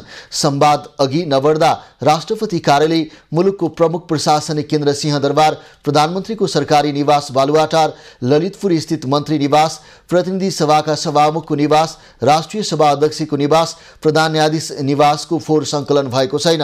मन्त्री परिषदको मंगलबारको बैठकमा काठमाडौँ महानगरपालिका प्रमुख बालेन्द्र शाहको अभिव्यक्तिप्रति आपत्ति जनाउँदै महानगरपालिकालाई जिम्मेवारी बोध गराउने र फोहोर व्यवस्थापनबारे छलफल भएको थियो। तर फोहोर व्यवस्थापनको जिम्मा लिएका कम्पनी भने सरकार र महानगरका तर्फबाट आफूलाई ठोस निर्देशन नभएसम्म फोहोर व्यवस्थापन पुरा सुरु नगर्ने अडानमा छन्। फोहोर व्यवस्थापनको मुख्य भूमिकामा रहेको काठमाडौँ महानगरपालिकाले केही दिनदेखि नउठाइएको फोहोर व्यवस्थापनको सम्बन्धमा प्रधानमन्त्री तथा मन्त्री परिषदको कार्यालय, शहरी विकास मन्त्रालय वा अन्य कुनै निकायबाट महानगरलाई कुनै जानकारी प्राप्त नभएको जनाइएको छ। फोहोर व्यवस्थापनको लागि सरकार र महानगरबाट आफूहरूलाई लिखित निर्देशन प्राप्त नभएसम्म फोहोर नउठाउने फोहोर व्यवस्थापनमा खटिएको कम्पनीले जनाएको छ। काठमाडौँ महानगरपालिकाका प्रमुख बालेन्द्र शाहले सिंहदरबार अरू पालिकामा सार्न आग्रह गरेका छन्। पछिल्लो समय सिंहदरबारले सहयोग नगरेको प्रति रुष्ट बनेका प्रमुख शाहले फेरि सरकारसँग आक्रोश व्यक्त गरेका हुन्। सामाजिक सञ्जाल मार्फत आक्रोश व्यक्त गर्दै उनले काठमाडौँको हितमा काम गर्न नसके सिंहदरबार अरू पालिकामा सार्न चुनौती दिएका हुन्। सिंहदरबार पालिकामा अन्य पालिकामा सार्दा काठमाडौँवासीलाई कुनै आपत्ति नहुने उनको भनाइ छ। काठमाडौँलाई सम्पदा, संस्कृति, कला, सभ्यता चाहिएको, राजनीति नचाहेको उनको भनाइ छ। महानगरपालिकाले सुकुम्बासीहरूलाई हटाउन खोज्दा सरकारले असहयोग गरेको भन्दै प्रमुख शाहले यसअघि सिंहदरबार र राष्ट्रपति कार्यालयको फोहोर नउठाउने उद्घोष गरेका थिए। पछिल्लो समय सरकार र काठमाडौँ महानगरपालिका बीचको द्वन्द्व बल्झिँदै गइरहेको छ।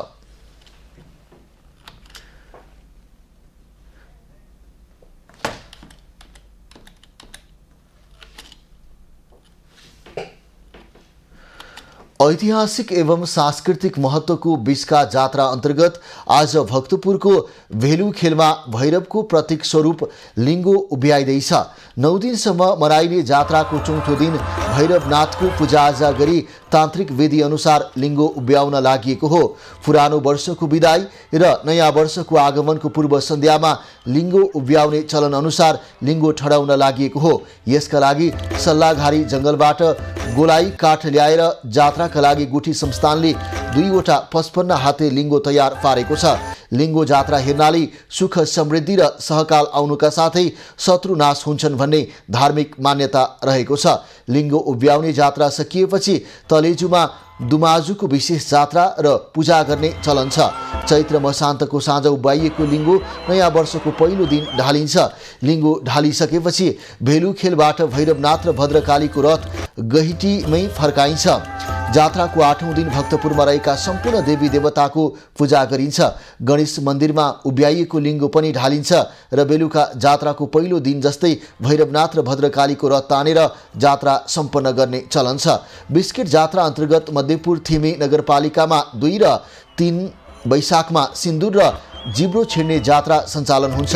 रथ र लिङ्गो बाहेक यहाँका मठ मन्दिरमा पूजाआजा पनि भइरहेको छ। सिन्दुर र जिब्रो छिड्ने जात्राको तयारी गरिएको छ। बिस्का जात्राको क्रममा बिहिबार दिउँसो पोटरी स्क्वायरमा हात नभएको लिङ्गो ल्योसिन्धो उठाइएको छ। बिहिबार भक्तपुरको प्रसिद्ध जात्रा बिस्किट जात्राको लिङ्गो उठाइएको हो। प्रत्येक वर्षको अन्तिम दिन मध्याहमा यसरी नै लिङ्गो उठाउने गरिन्छ। यो लिङ्गोलाई स्थानीय टोलवासीले उठाउने गर्दछन्। डोरीको सहायताले लिङ्गोलाई उठाउने गरिन्छ। लिङ्गो उठाएको हेर्न हजारौं स्थानीयवासी पुग्ने गर्दछन्।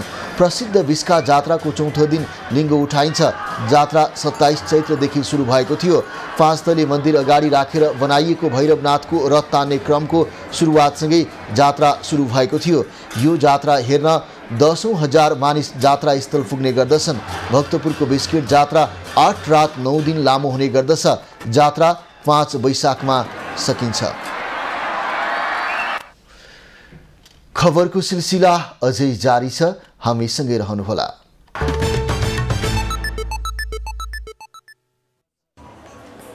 एकैछिन ल, सुन्नुहोस् न, यो भन्दा फिजी कुनै छ? ब्रो, यो ट्राई गरेको छौ? या, हामी पनि यही पिउँछौँ। त्यही त दिएको थियो नि।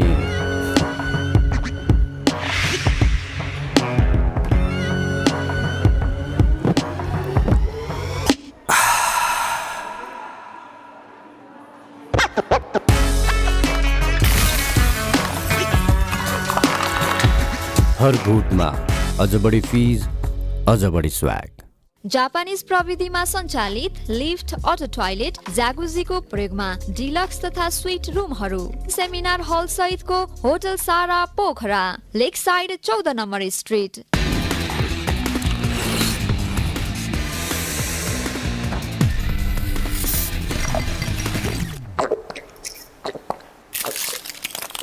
अब हरेक 2.25 लिटर स्प्राइटसँग 2 PM अकबरे चिकन नुडल्स सित्तैमा। शिवम सिमेन्ट, भरोसा अटुट सम्बन्धको।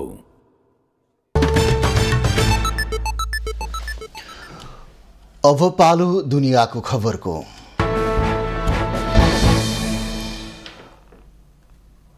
अमेरिकी गोप्य दस्तावेजको चुहावटले वाशिंटनले आफ्ना शत्रु र मित्र दुवैमाथि जासुसी गर्ने गरेको खुलासा भएको छ। अमेरिकी रक्षा मन्त्रालय पेन्टागनले संयुक्त राष्ट्रसङ्घका महासचिव एन्टोनियो गुटेरेसमाथि पनि जासुसी गरेको ती गोप्य दस्तावेजले सङ्केत गरेको छ। अनलाइन मार्फत चुहावट भएका ती दस्तावेजले महासचिव गुटेरेस रुसप्रति निकै सम्झौतापरक देखिएको विश्वास अमेरिकाले लिएको देखिएको छ। चुहिएका दस्तावेजले वाशिंटनले गुटेरेसमा नजिकबाट निगरानी गरिरहेको देखाएको छ। थुप्रै दस्तावेजले गुटेरेसले आफ्ना उपमहासचिवसँग गरेका निजी संवादको पनि रेकर्ड राखेको देखिन्छ। बाहिरीका दस्तावेजमध्ये एउटा दस्तावेजमा युक्रेन युद्ध र थुप्रै अफ्रिकी नेताप्रति गुटेरेसले गरेका खरा टिप्पणीहरू पनि रहेको जनाइएको छ। यस्तै एउटा दस्तावेज युक्रेनबाट सहज रूपमा खाद्यान्न निर्यात गर्न दिने सम्बन्धमा रुस र युक्रेन बीच भएको खाद्यान्न सम्झौतामाथि केन्द्रित रहेको पाइएको छ। उक्त दस्तावेजले राष्ट्रसङ्घ र टर्कीको मध्यस्थतामा भएको सम्झौतालाई जोगाइराख्न महासचिव गुट्रेस रुसप्रति निकै लचिलो देखिएको र त्यसका लागि रुसी कम्पनी वा व्यक्तिमाथि लगाइएका प्रतिबन्ध खुकुलो पार्ने सम्मको हदमा जान तयार रहेको संकेत गरेको देखाएको छ।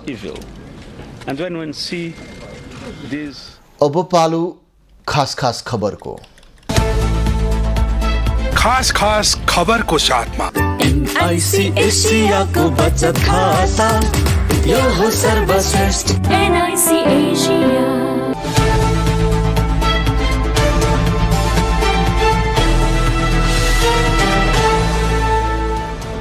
त्रिभुवन अन्तर्राष्ट्रिय विमानस्थलमा यात्रुका लगेज ओसार पुसार गर्ने नेपाल वायु सेवा निगमका कर्मचारीले अबदेखि खल्ती भएको लुगा लगाउन नपाउने भएका छन्।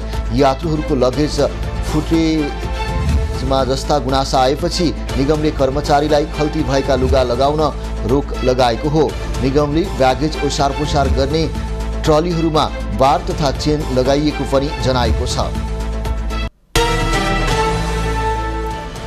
नेपाली कांग्रेसका नेता डाक्टर शेखर कोइरालाले सिंहदरबारको फोहोर नउठाउनु काठमाडौँ महानगरपालिकाको अराजकता भएको बताएका छन्।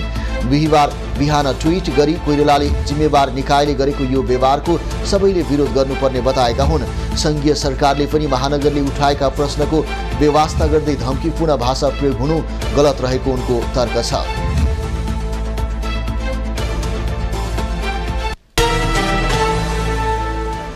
संस्कृति पर्यटन तथा नागरिक उड्डयन मन्त्री राज्य मन्त्री सुशीला श्रीपाली ठकुरीले ज्येष्ठ कलाकारहरूको सम्मानको लागि राज्यले रणनीतिक योजना बनाउने बताएकी छन्। काठमाडौँमा आयोजित कार्यक्रममा उनले कलाकारहरू चलचित्रमा अभिनय गर्ने, गीत गाउने र नाच्न सक्ने बेलासम्मको लागि वाही पाए पनि ज्येष्ठ नागरिक भएको बेलामा उनीहरूलाई कसैले नहेर्ने देखिएको अवस्थालाई मध्यनजर गरी सरकारले ज्येष्ठ कलाकारहरूको सम्मानको लागि रणनीतिक योजना बनाएर अघि बढ्ने बताएकी हुन्। खास खबरको साथमा एनआईसी एशियाको बचत खाता यो हो सर्वश्रेष्ठ एनआईसी एशिया। शिवम सिमेन्ट भरोसा अटुट सम्बन्धको।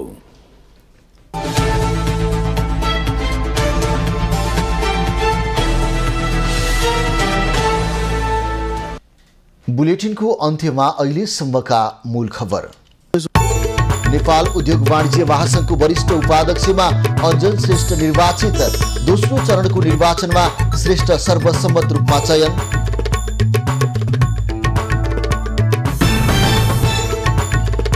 सरकार र काठमाडौँ महानगर बीच टकराव, सिंहदरबार नै सार्न बालेनले दिए चुनौती। जनस्वास्थ्यमाथि खेलवाड गरेको सरकारको आरोप। सरकार र मिटर ब्याज पीडित बीचको वार्ता भङ्ग, ठगी विरुद्धको आन्दोलनलाई निरन्तरता दिने पीडितहरूको घोषणा। आजदेखि वार्ता भङ्ग गरेका छौँ। विस्का जात्रा अन्तर्गत भेलु खेलमा भैरवको प्रतीक लिङ्गो उभ्याइँदै लिङ्गो जात्रा हेर्नाले सुख समृद्धि र सहकाल आउने विश्वास। र नयाँ वर्षको पूर्व सन्ध्यामा विमान चार्टर गरेर चिनिया पर्यटन नेपालमा, नेपालको पर्यटन क्षेत्रले गति लिने विश्वास।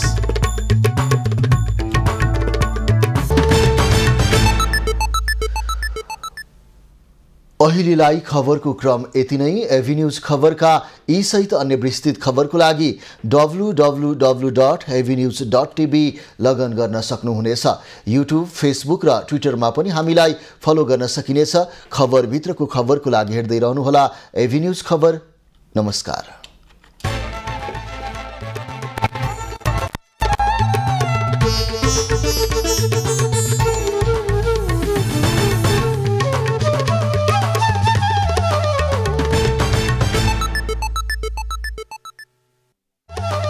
एभिन्यूज एट खबरको साथमा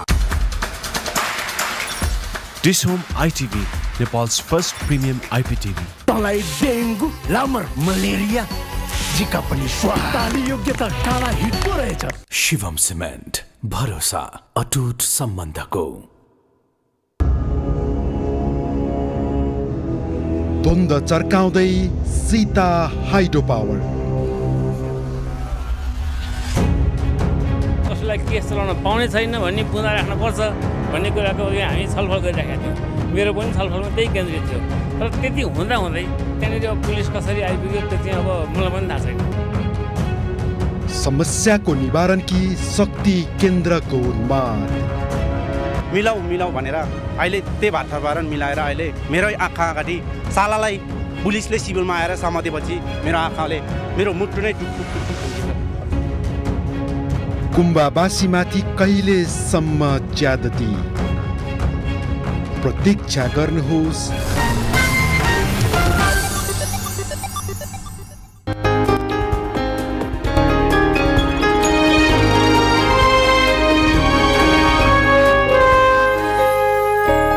लेख्यौ कति निबन्ध काव्य रम्यौ बाल साहित्यमा। लेख्यौ कति निबन्ध काव्य रम्यौ बाल साहित्यमा। थाकेनन् कहिले तिम्रा कलम डुबिरह्यौ लेखनीमा। थाकेनन् कहिले तिम्रा कलम डुबिरह्यौ लेखनीमा। नमस्कार, एबी न्युज खबरको साहित्यिक कार्यक्रम स्रष्टा र साहित्यमा यहाँहरूलाई हार्दिक स्वागत छ। म भगवती बस्नेत। साप्ताहिक कार्यक्रम स्रष्टा र साहित्यमा हामी नेपाली भाषा, साहित्य, कला र संस्कृतिको क्षेत्रसँग सम्बन्धित एकजना स्रष्टासँग भेटवार्ता गर्ने गर्छौँ। आजको भेटवार्ताका लागि हामीसँग हुनुहुन्छ साहित्यकार प्रमोद प्रधान। मलाई रात पटक्कै मन पर्दैन, ए रात तिमी किन आउँछौ? थाकेको शरीर र अनिदो आँखालाई स्नेहले सुमसुम्याउँदै। थाकेको शरीर र अनिदो आँखालाई स्नेहले सुमसुम्याउँदै। मिठा सपनाहरूको जुलुस बोकेर, मिठा सपनाहरूको जुलुस बोकेर एकान्तता र सन्नाटाका सुमधुर क्षणलाई सोहोरेर व्यर्थै तिमी छकाउँछौ। मलाई रात पटक्कै मन पर्दैन, ए रात तिमी किन आउँछौ? नेपाली कविता र बाल साहित्यको सृजनात्मक लेखनमा एउटा स्थापित नाम हो प्रमोद प्रधान। उनको जन्म बुबा दिगम प्रसाद प्रधान र आमा गंगा देवीका माइलो सन्तानको रूपमा 2015 सालमा विराटनगरमा भएको हो। सानैदेखि साहित्यमा रुचि राख्ने प्रमोदले विद्यार्थी जीवनदेखि नै कविता लेख्ने गर्दथे। आफ्नो लेखनलाई उचाइ दिने काममा निरन्तर लाग्दा लाग्दै उनले साहित्यिक कृतिको सम्पादन कार्यमा पनि निरन्तरता दिए। शालीन व्यक्तित्व प्रमोदले सृजना गर्ने मात्र नभई नेपाली साहित्यलाई मिहिन अध्ययन गरी समीक्षा समेत गर्ने गर्दछन्। उनले लेखेको नेपाली बाल साहित्यको इतिहास नामक कृतिलाई बाल साहित्य क्षेत्रकै आधिकारिक र प्रामाणिक दस्तावेज मान्न सकिन्छ। प्रमोदको लुकेको अर्को प्रतिभा गीत लेखन हो। उनले तिलहरी सिनेमाका लागि लेखेको गीत निकै लोकप्रिय बनेको थियो। साहित्यमा निकै उत्साही भएर लागेका प्रमोदले लामो समय राष्ट्रिय समाचार समितिमा बसेर काम गर्नुका साथै पत्रकारिताको प्रशिक्षक भएर पनि काम गरे। उनले लेखेका थुप्रै रचनाहरू विभिन्न तहका पाठ्य पुस्तकहरूमा समावेश गरिएका छन्। उनका प्रकाशित कृतिहरू रातभरिका सुस्केराहरू, विभाजित मान्छे, एकान्त गीत, एक उदास साँझ, नेपाली निबन्धको इतिहास, नेपाली साहित्यको इतिहास, सधैँभरि लुकामारी, परेवा र घमण्डी भाले, नेपाली वाङ्मय परिचय कोश, नेपाली साहित्य आजको सन्दर्भमा, स्वयम्भूका आँखाहरू लगायत 3 दर्जन भन्दा बढी पुस्तकहरू प्रकाशित भएका छन्। उनले नेपाली भाषा साहित्यको सेवा गरे बापत प्रतिभा पुरस्कार, व्यथित काव्य पुरस्कार, सर्वोत्कृष्ट युवा साहित्य पुरस्कार, सृजनशील पत्रकारिता पुरस्कार, युवा वर्ष मोती पुरस्कार, महामण्डल साहित्य सम्मान, नई कीर्तिनिधि पुरस्कार, बबर सिंह थापा स्मृति सम्मान, गोर्खा दक्षिण बाहु चौथो, सत्यमोहन जोशी शताब्दी पदक लगायत दर्जनौं पुरस्कार, विभूषण र सम्मानबाट पुरस्कृत, विभूषित र सम्मानित भएका छन्। उनी निरन्तर नेपाली साहित्यमा समर्पित भएर लागिरहेका छन्।